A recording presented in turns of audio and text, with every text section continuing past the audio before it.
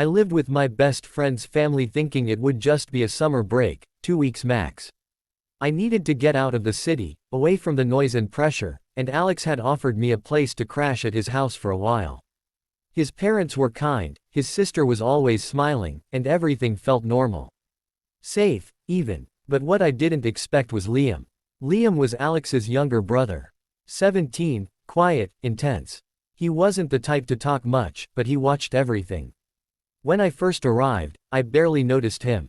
I mean, sure, he was there, sitting at the dinner table, disappearing into the background like he didn't want anyone to see him. But every now and then, when I thought no one was looking, I'd catch him staring. Not in a creepy way, not with any malice or judgment, just watching. Like he was trying to memorize the shape of my face or the sound of my laugh. At first, I ignored it. Thought maybe he was just shy around strangers. Or maybe he was curious about why his older brother's best friend was suddenly staying in their house. But as the days passed, I started feeling something shift. A tension that hadn't been there before. It was subtle. The way he leaned against the doorframe when I walked past. How he always seemed to appear in the same room as me, never saying anything, just being there. And the way he looked at me, not just with interest, but with something deeper. Something I couldn't name yet. One night, after dinner, we all sat outside on the porch. The air was warm, filled with the sounds of crickets and distant laughter from neighbors. Alex was telling a story, animatedly waving his hands, making us all laugh. I caught Liam watching me again. This time, though, he didn't look away. He held my gaze, and in that moment, something inside me shifted. It was just a glance. A few seconds. But it made my heart race. I turned back to Alex, pretending nothing had happened, but I couldn't shake the feeling that something had asterisk. By the end of the week, I was supposed to go home. Back to my own life, my own routine. But then, out of nowhere, Alex's mom pulled me aside and said, "You're welcome to stay longer if you want. We love having you here." I laughed, confused. "Seriously?" She smiled. "Of course. You're practically family already." And just like that, I found myself agreeing. Packing up my bag again, moving my things from the guest room to a slightly bigger one upstairs. It was only supposed to be another week. Maybe 2. But deep down, I think part of me already knew, this was going to change everything. Because the moment I came back, Liam changed too. He stopped pretending not to notice me. He stopped hiding his looks. And instead of staying silent, he started finding reasons to be close. Small touches, lingering conversations, smiles that felt like secrets. And I let him. Because even though I told myself nothing was happening, I liked it. I liked the way he looked at me. I liked the way he made me feel like I mattered. And I hated myself for it. Because he was my best friend's little brother. Because he was 17. Because this wasn't supposed to happen. But it was already happening. And I didn't know how to stop it. I stayed. That second week stretched into a third, then a fourth. Time moved differently in that house, slower, heavier. Like the air itself was thick with something unspoken. Alex didn't seem to notice the shift at first. He treated me the same as always, cracking jokes, dragging me into late-night gaming sessions, making fun of my terrible cooking. But Liam, he was different. Not in an obvious way, not in a way that would raise red flags for anyone else. But I could feel it. The way he lingered near me, the way his eyes followed me when he thought I wasn't looking. We fell into this strange rhythm, just the two of us. Mornings started with him handing me a cup of coffee without asking how I liked it, black, no sugar, like he already knew. Afternoons were spent outside, sometimes with Alex, but more often than not, it was just me and Liam sitting on the porch steps or walking down to the lake behind their house. He talked more now. About school, about music, about stupid things he used to do when he was younger. And I found myself listening, really listening, in a way I hadn't with anyone in a long time. There was something honest about him, something raw. He didn't try too hard to impress me, didn't pretend to be someone he wasn't. He just was asterisk. And that made it worse. Because the more I got to know him, the harder it became to pretend this was normal. That what I felt was just friendly affection or harmless curiosity. It wasn't. It was something deeper. Something dangerous. One evening, we were sitting on the couch watching a movie. Alex had gone out with some friends, leaving us alone for the night. The room was dimly lit, the only sound coming from the TV. Halfway through the film, Liam reached over to grab the remote. His hand brushed mine as he did, just a light touch, barely even there. But it sent a jolt through me. I froze. So did he. For a moment, neither of us moved. Then he cleared his throat and turned up the volume like nothing had happened. But everything had changed. After that, the touches became more frequent. A hand on my shoulder. A playful shove. An arm draped casually across the back of the couch behind me. Always small, always subtle. Always close enough to make my heart race. And I let him. Because part of me liked it. Part of me wanted more. It wasn't until the weekend that things took a turn. Alex had to go away for a family event, some relative's birthday or something. Left early Saturday morning, promising to be back by Sunday. Which meant I was alone with Liam for the entire day. At first, it was normal. We made breakfast, played video games, talked about dumb stuff. But as the hours passed, the energy between us shifted. There was tension in the air, thick and unspoken. That night, we settled on the couch again, another movie playing in the background. This time, though, he didn't reach for the remote. Instead, he leaned against me. Just slightly. His shoulder pressed against mine. I didn't pull away. A few minutes later, he rested his head on my shoulder. Still, I didn't move. I could feel his breath against my neck, steady and warm. And I couldn't ignore the way my heart was pounding. The movie ended. Neither of us said anything. He stayed like that for a while longer, silent, still. And I realized, in that moment, that whatever was happening between us, it wasn't going away. It was only getting stronger. And I didn't know if I had the strength to stop it. The next morning, everything felt heavier. Like the air had changed overnight, thick with something unspoken that neither of us could ignore. I woke up late, sunlight slipping through the blinds, casting long shadows across the room. For a moment, I forgot where I was, until the memories of last night came rushing back. Liam's head on my shoulder. His steady breathing. The way my heart hadn't slowed down even after he finally got up and said goodnight like nothing had happened. I sat up slowly, rubbing my eyes, trying to shake off the lingering warmth of his presence. When I walked downstairs, I found him already in the kitchen, making breakfast. Pancakes, eggs, coffee brewing on the counter. He looked normal, like nothing had changed. He didn't look at me when I entered. Just handed me a plate without saying anything. I took it, hesitating. "Do you think we should talk about last night?" He paused mid-motion, flipping a pancake with slow precision. Then he shrugged, like it wasn't a big deal. "There's nothing to talk about," he said. "Unless you want there to be." I stared at him, unsure if he was serious. "What does that mean?" This time, he looked up. His eyes met mine, sharp and steady. "It means I liked it. And I think you did too." My heart slammed against my ribs. I didn't know what to say. I couldn't tell him he was right. I couldn't admit that I'd replayed the moment over and over in my head since the second he moved away from me. That part of me had wanted him to stay longer, maybe even kiss me, maybe even more than that. Instead, I just shook my head. "We can't do this, Liam." He didn't react the way I expected. No anger. No disappointment. Just a quiet sigh as he turned off the stove and leaned back against the counter. "I know," he said softly. "But that doesn't mean it's not real." I didn't respond. I just picked at my food, pushing the eggs around my plate while he watched me, silent but intense. The rest of the day passed in a haze of tension. We went outside, sat by the lake, talked about stupid things, music, movies, the weird neighbor who always glared at us when we walked past his house. But beneath every word, every glance, there was an undercurrent of something else. Something neither of us dared name. And then Alex came back. He arrived later that evening, slamming the front door open with a loud laugh, tossing his keys onto the table.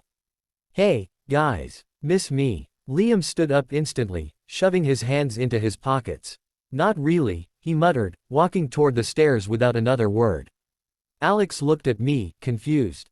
"What's his problem?" I forced a smile. "No idea. But I knew exactly what his problem was. Because so was mine." That night, I lay awake for hours, staring at the ceiling, replaying every moment with Liam. The way he touched me. The way he looked at me. The way he made me feel like I was standing on the edge of something huge and terrifying and impossible to walk away from. I kept telling myself it was wrong. That he was 17. That he was my best friend's little brother. That whatever this was between us, it couldn't go anywhere.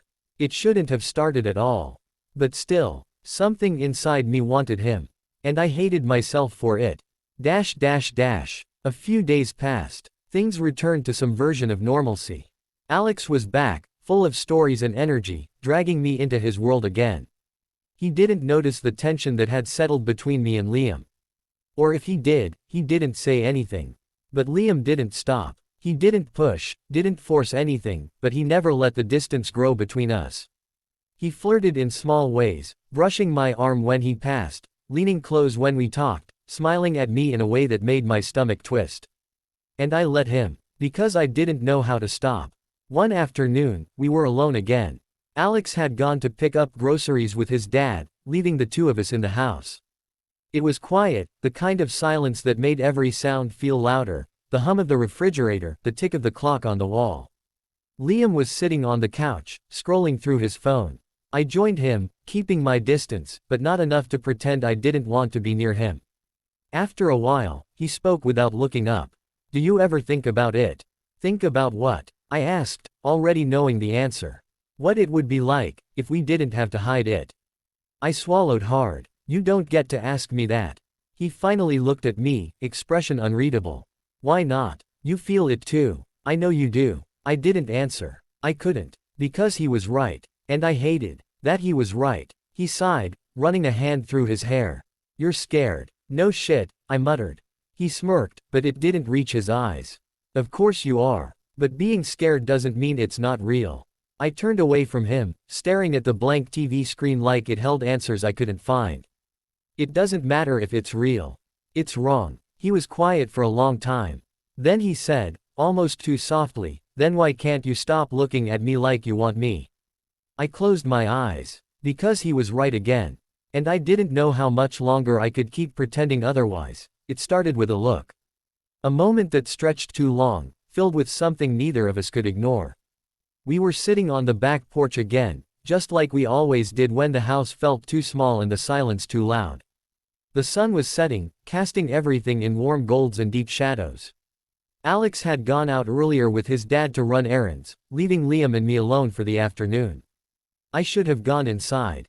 Should have found something else to do. But I didn't. Instead, I sat beside him, close enough that our shoulders almost touched, far enough apart that I could pretend it meant nothing. We talked about stupid things, music, movies, the way the neighbor's dog always barked at nothing. Normal stuff. Safe stuff. But then he turned to me, and something in his expression shifted. "I've been thinking," he said quietly. I glanced at him. "That's dangerous." He smirked, but it didn't last. His eyes stayed serious. "About us." My stomach twisted. I looked away quickly, pretending to be interested in the trees swaying in the distance. "There is no us, Liam." He didn't argue. He just watched me for a long moment before speaking again. "You keep saying that. Like if you say it enough, it'll become true." I swallowed hard. "Because it is true." He leaned forward, resting his elbows on his knees, staring down at the wooden floor beneath our feet. "Do you remember the first time you realized you liked someone?" I blinked, caught off guard by the question. "What?" "When you were younger," he continued, voice soft. "Before all this, whatever this is between us. When did you first know you liked someone?" I hesitated. I wasn't sure why he was asking, or where this was going, but something in his tone made me answer honestly. "I was 15. There was this guy in my math class. He used to sit next to me. We never really talked, but sometimes he'd smile at me, and it would feel like my whole chest lit up." Liam nodded slowly. "Did you ever tell him how you felt?" I shook my head. "No. I was scared. And by the time I figured out what it meant, he moved away." He was quiet for a moment, then he asked, "Did it go away?" "What? The feeling. Did it just disappear because you never told him?" I thought about it. About how long it took me to understand myself, how many years I spent pretending I didn't want the things I did. How many times I convinced myself that maybe I was just confused. That maybe I didn't really like boys. That maybe it was just a phase. "No," I admitted finally. "It didn't go away." Liam exhaled, like he was releasing something heavy. Then he turned to me fully, his gaze steady. This isn't going to go away either. I opened my mouth to argue, but he cut me off before I could speak. I know what you're going to say. That I'm 17. That your best friend is my brother. That this is wrong. He paused, voice tightening slightly. And maybe you're right. Maybe it is wrong. But that doesn't change how I feel. I stared at him, heart pounding. You don't get to say things like that. Why not? His voice was quiet, but there was an edge to it now. Why do I have to pretend like I don't feel something? Just because it's inconvenient. Just because it makes things complicated. I didn't have an answer. He stood suddenly, running a hand through his hair, pacing a few steps before turning back to me. You think I don't know what people will say? That I don't know how messed up this looks from the outside? I do. I know exactly how wrong this seems. But I also know that every time you walk into a room, my heart races. That when you laugh, I forget how to breathe. That when you touch me, even just a little, it feels like something inside me lights up.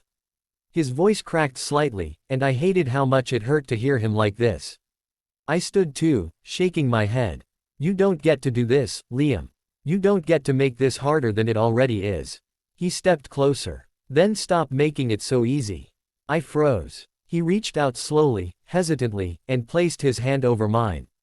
His skin was warm, his fingers firm against mine. And I didn't pull away. I'm not asking for forever, he whispered. I'm not asking for anything you can't give. I need you to stop pretending like this doesn't exist. I closed my eyes. Because he was right. I had been pretending. Every time I avoided his gaze, every time I pulled away when he got too close, every time I told myself this was just a phase or some stupid crush that would fade. But it hadn't faded. If anything, it had gotten worse. And now, standing here with his hand over mine, I couldn't lie to myself anymore. I wanted him. God help me, I wanted him. So I did the only thing I could think of. I kissed him. It was sudden, desperate, like I was trying to prove something to myself. My hands went to his face, pulling him closer, deepening the kiss before he could react.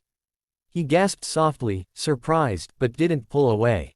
Instead, he kissed me back, slow and careful, like he was afraid I might break. When we finally pulled apart, we were both breathing hard. I rested my forehead against his, eyes still closed. This is a mistake. He didn't deny it. He just whispered, maybe. But it's our mistake. And somehow, that made it worse. Because I knew, in that moment, that this wasn't going to be the last time. This was only the beginning. That night, everything changed. It started with silence. The kind that settled over the house like a blanket, thick and heavy, pressing down on every corner. I lay in bed, staring at the ceiling, replaying the kiss over and over again in my head. My lips still tingled from where his had touched mine, soft but sure, like he'd been waiting for that moment longer than I realized. I told myself it was a mistake. A stupid, reckless mistake that I should already be regretting. But instead of guilt or fear, all I felt was this strange, twisting ache in my chest, like something inside me had shifted and there was no going back. I wasn't surprised when I heard a knock on my door. Soft, almost hesitant. I sat up slowly, heart pounding as I called out, "Come in." The door opened just enough for Liam to slip inside. He didn't turn on the light. Just stood there in the dim glow of the hallway, his eyes searching mine. "I couldn't sleep," he said quietly. I didn't ask why he came here. I already knew. Instead, I moved over, making space for him on the bed. He hesitated only for a second before stepping forward and sitting beside me. We didn't speak right away. Just sat there, close enough that our shoulders brushed, far enough apart that we could pretend this wasn't leading somewhere dangerous. He exhaled slowly, running a hand through his hair. "Did you mean it?" I looked at him. "Mean what?" His gaze met mine. "When you kissed me, did you mean it?" I swallowed hard. "Does it matter?" "It does to me." I turned away, staring at the window where moonlight spilled across the floor. "Liam, we can't do this." "Why not?" His voice was quiet, but firm. "You want this too. I know you do." I wanted to argue. To tell him he was wrong. That this was nothing more than a stupid impulse, a moment of weakness. But the truth was, I did want him. And the more I tried to deny it, the stronger it got. So instead of answering, I did the only thing I could think of. I kissed him again. This time, there was no hesitation. No pretending it was an accident. I pulled him closer, deepening the kiss, letting my fingers curl into the fabric of his shirt. He gasped softly against my mouth, surprised but eager, leaning into me like he'd been waiting for permission. His hands found my face, cupping my jaw gently as he kissed me back, slow and deliberate. There was something careful about the way he touched me, like he was afraid I might disappear if he held on too tightly.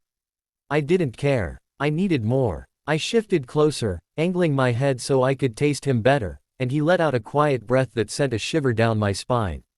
God, he tasted good, minty and warm, like he'd just brushed his teeth before coming in here. We broke apart only long enough to breathe, both of us panting slightly, foreheads pressed together. Say it, he whispered. Tell me you want this. I closed my eyes. I shouldn't. But you do. I nodded, barely even realizing I'd done it until he kissed me again, harder this time. More desperate. And I let him. I let him push me back onto the bed, let him hover over me, his body heat seeping through the thin fabric of our clothes. His hands were everywhere, my face, my neck, my arms, like he was trying to memorize every part of me. I tangled my fingers in his hair, pulling him closer, kissing him like I was trying to drown in him. Like if I held on tight enough, maybe I wouldn't have to think about what this meant tomorrow. But even as we kissed, even as my body responded to his touch, a small voice in the back of my mind kept whispering that this was wrong. He was 17, my best friend's little brother. And I was older, supposed to know better. But none of that mattered in this moment. Because I wanted him. God, help me, I wanted him. And I couldn't stop. His lips moved from mine, trailing kisses along my jawline, then down my neck. I let out a quiet moan, arching into his touch without meaning to. He paused, lips hovering just above my skin, breathing heavily. You feel so good, he murmured. I shivered at the sound of his voice, low and rough with something I hadn't heard from him before. Desire. Need. Hunger. I reached for him again, pulling him back up so I could kiss him once more, deeper this time. Our tongues met, slow and wet, and I felt a rush of heat coil in my stomach. I wanted more. I wanted everything. But just as I was about to pull his shirt over his head, he suddenly stopped. He pulled back slightly, eyes searching mine. Are you sure about this? I hesitated. Was I? No, not really. But I couldn't stop now. So I nodded, barely even convincing myself. Yeah. He studied me for a moment longer, then leaned in and kissed me again, slower this time. More careful, like he knew how fragile this moment was. We took our time, peeling off layers of clothing one by one, hands trembling slightly with nerves and anticipation. When his bare skin finally pressed against mine, I felt a jolt go through me, sharp and electric. He was warm, so warm. I ran my hands down his back, feeling the muscles shift beneath my fingertips, and he let out a soft sigh against my neck. I don't remember exactly when things escalated. One minute we were just kissing, the next we were tangled together, bodies flush against each other, breath mingling in the darkness. He kissed me again, slow and deep, and I wrapped my arms around him, holding him close. I didn't want this to end. I didn't want to wake up tomorrow and pretend it never happened.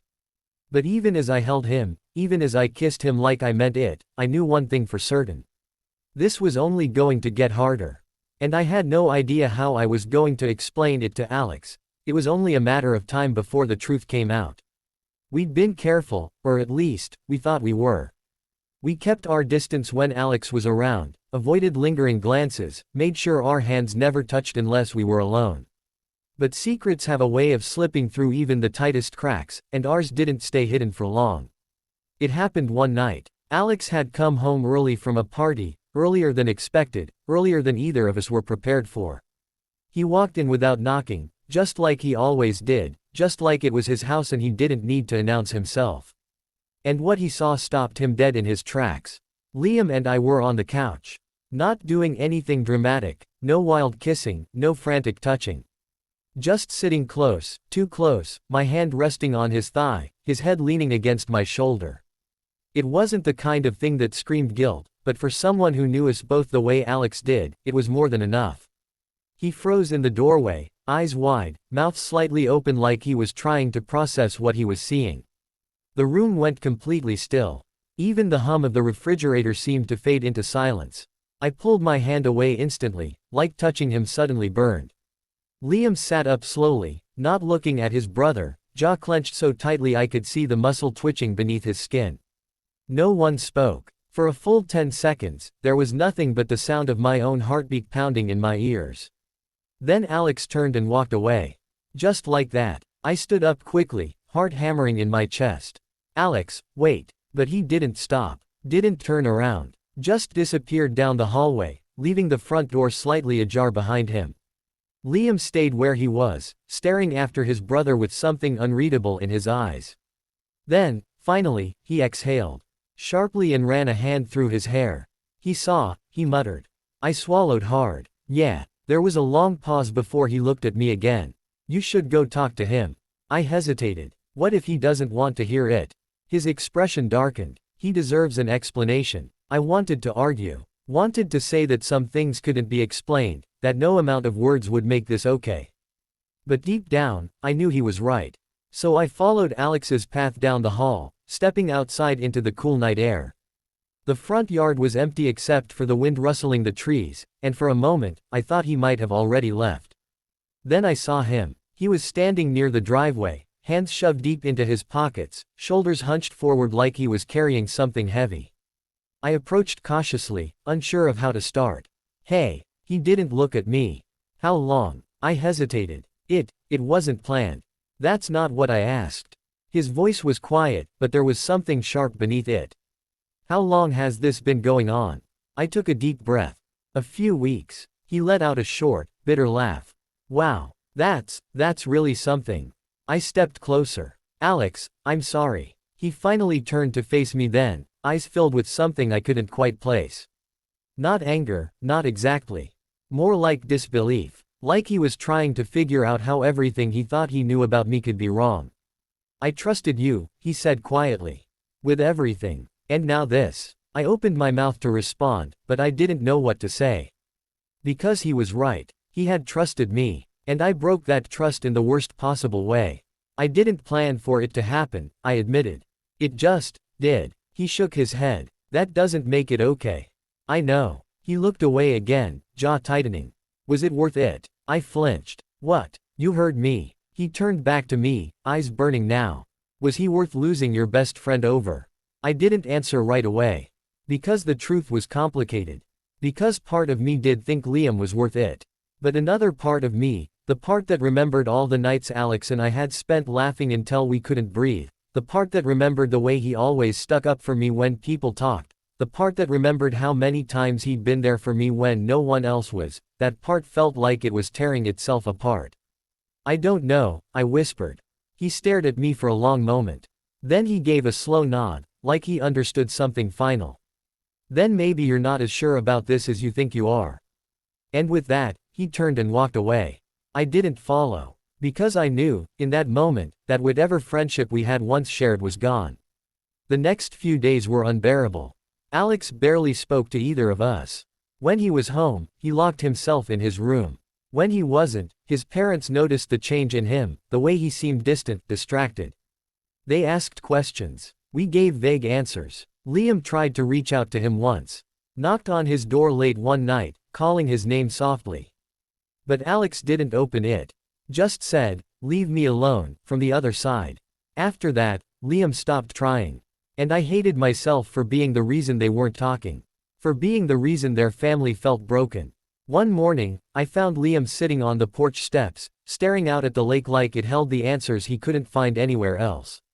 I sat beside him, keeping a small distance between us. "Have you eaten?" He shook his head. "Not hungry." I sighed. "You should eat something." He didn't respond. I glanced at him. "You okay?" He let out a dry laugh.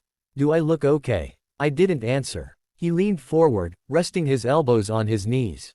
"I feel like I lost my brother." My chest tightened. "You didn't lose him. He just needs time." "To do what?" "To forgive you." He shook his head. "He won't." I didn't argue. Because maybe he was right.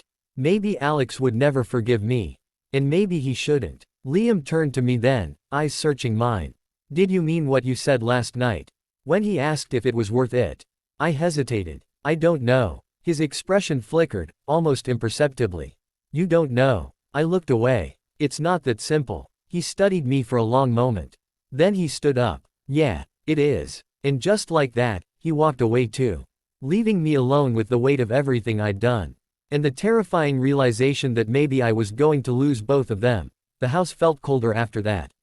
Not because of the weather, it was still summer, still warm enough that the air outside carried the scent of cut grass and blooming flowers. But inside, everything had changed. The laughter was gone, the easy conversations, the way Alex used to drag me into late-night gaming sessions or toss a football at my head just for fun. That version of our lives didn't exist anymore. And neither did I. I walked around like a ghost, moving through the motions, pretending I could keep going like this. Like nothing had broken, like I hadn't ruined everything. But I had, and there was no fixing it. Alex barely spoke to either of us now. When he was home, he stayed in his room with the door locked. When he wasn't, his parents noticed. They asked questions we couldn't answer. They tried to make things better, but how do you explain something like this? How do you tell someone that their son's best friend fell for their other son? That it wasn't planned, that it wasn't supposed to happen, that I never meant for any of it. But I did, and I hated myself for it. Liam didn't try to talk to his brother again. He stopped knocking on the door, stopped calling his name, and when Alex finally came out one morning, looking thinner than before, eyes shadowed like he hadn't slept in days, Liam didn't say a word.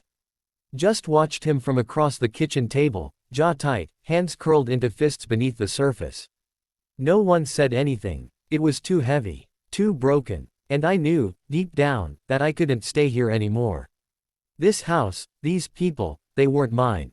Not really. I'd been a guest, a visitor, someone who was supposed to leave after 2 weeks, not someone who ended up tearing a family apart. So I packed my things.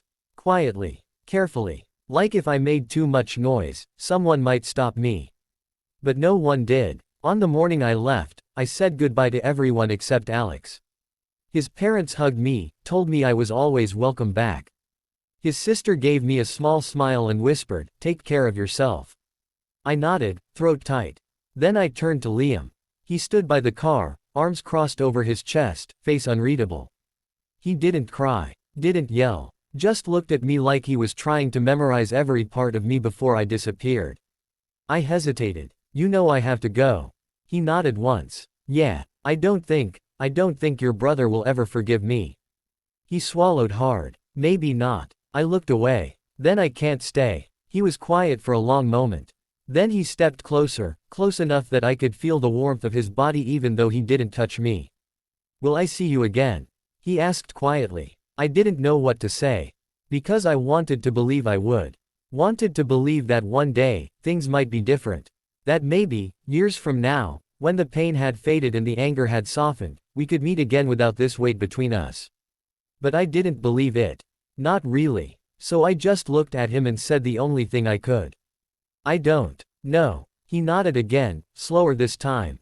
Then he reached out and grabbed my hand, just for a second. A brief, desperate touch before he let go. "I'll wait," he said. I didn't believe him either. But I wanted to. I didn't look back as I pulled out of the driveway. Didn't turn around to see if he was watching me leave. I just drove. And kept driving until the town was behind me, until the house was nothing more than a memory I wasn't ready to face. Back home, life tried to return to normal. My mom asked how my trip was. I told her it was fine. Alex's parents sent me a message a few days later, saying they hoped I was doing well. I replied politely, thanked them for having me.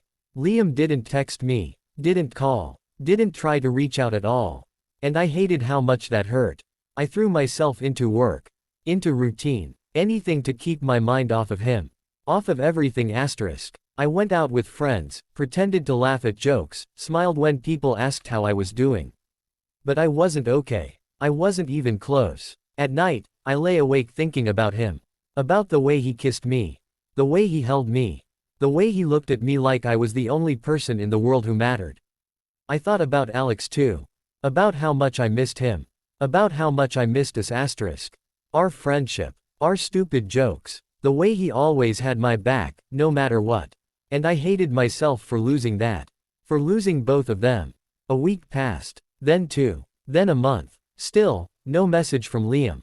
Still, no sign that he was waiting. And slowly, piece by piece, I convinced myself that he wasn't. That whatever this was between us, it had ended the moment I got into that car. And I was alone again.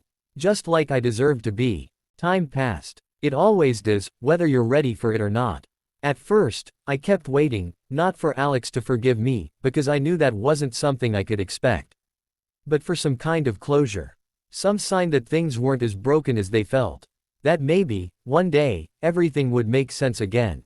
But it didn't. Months turned into a year. Then 2. I moved on with my life the best I could. Got a job. Made new friends. Tried dating, but nothing ever stuck. Every time someone came close, I found myself comparing them to him. To Liam. To the way he looked at me like I mattered. To the way he kissed me like he never wanted to let go. To the way he made me feel like I was allowed to want someone, even when I thought I didn't deserve to. I told myself I was over it. Told myself I had to be. But I wasn't. Not really. And then, out of nowhere, I got a message. It was from him. Just a simple text, no warning, no explanation. Just his name flashing across my screen and those 3 words. Hey, I'm sorry. Asterisk. I stared at it for a long time. Didn't reply right away. Just held my phone in my hand, heart pounding like I was 17 again and trying to figure out what any of this meant. Eventually, I typed back, for what? Asterisk. He responded almost instantly. For taking so long to say this. For making you leave. For letting you think I didn't care. Asterisk. I swallowed hard, reading the words over and over, trying to find meaning in them beyond what was written. Then came the next message. I still love you. Asterisk. That was all. Just 4 words. But they hit me harder than anything else ever had. Because part of me had never stopped loving him either.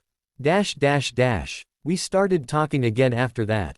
Slowly at first. Short messages. Random thoughts. Memories we both pretended we'd forgotten. He told me about college, about how he was studying something practical now, business, I think. Something his parents approved of. He said he still played basketball sometimes, just for fun. Said he missed the lake behind their house. Missed sitting on the porch steps with me, watching the sun set. Missed me asterisk. I didn't know what to do with that information. So I asked him the question I'd been carrying around for years. Why now? Asterisk. He took longer to answer this time. When he finally did, his response was quiet, honest. Because I needed to stop pretending it didn't happen. Needed to stop pretending I didn't miss you every single day. Asterisk. I read it over and over again, trying to convince myself it was real. That this wasn't some cruel dream or crueler memory. And slowly, piece by piece, I realized something. This wasn't just nostalgia. This wasn't just regret. This was real. Still real. Even after everything. Even after Alex. Even after the silence. Even after the pain. Liam still loved me. And I still loved him. A few weeks later, we met up. Not in his hometown. Not where it all began. But in a city neither of us had any ties to, somewhere neutral, somewhere safe. I saw him before he saw me. Standing near the cafe window, hands in his pockets, hair slightly shorter than I remembered, shoulders broader. He looked older. More sure of himself. More like a man than the boy I left behind. He looked up, caught sight of me, and smiled. It was small, hesitant. But it was there. I walked over, heart hammering. He stood up. Neither of us spoke at first. Then he pulled me into a hug. It was slow, careful. Like he was afraid I might break. Or disappear. But I didn't. I stayed. I held onto him. And for the first time in years, I felt like I was exactly where I was supposed to be. We talked for hours after that. About everything. About the past. About what happened with Alex. About how much we missed each other. About how stupid we'd both been. I should have fought harder, he admitted quietly. To keep you. I shook my head. You couldn't have. I wouldn't have let you.